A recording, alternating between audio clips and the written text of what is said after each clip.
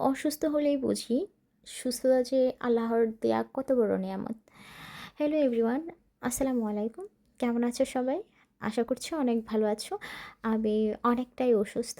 শরীরটা একদম ভালো লাগছে না। সকাল থেকে ঘুম থেকে উঠেই ভাবলাম, ইস!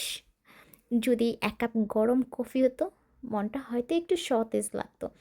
যেই ভাবা সেই কাজ, শরীর খারাপ হলেও নিজেকে টেনে তুলে সোজা গাড়িতে করে বেরিয়ে পড়লাম আম একটা কফি শপে গিয়ে কফিটা হাতে নিয়ে যেই না চুমুক দিতে যাব, তখনই ঘটে গেল একটা মন খারাপ করা ঘটনা।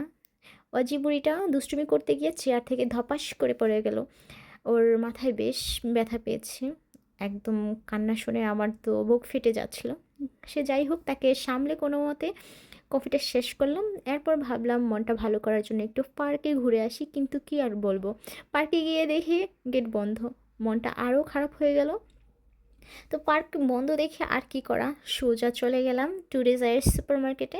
সেখানে কিছু জরুরি জিনিসপত্র কেনার ছিল, সেগুলো কিনে নিলাম। আসলে মন ভালো না থাকলে কেনাকাটাও যেন ঠিক জমে না। যাই হোক, টুকিটাকি যা দরকার ছিল সেগুলো নিয়ে সোজা বাড়ির পথে ধরলাম।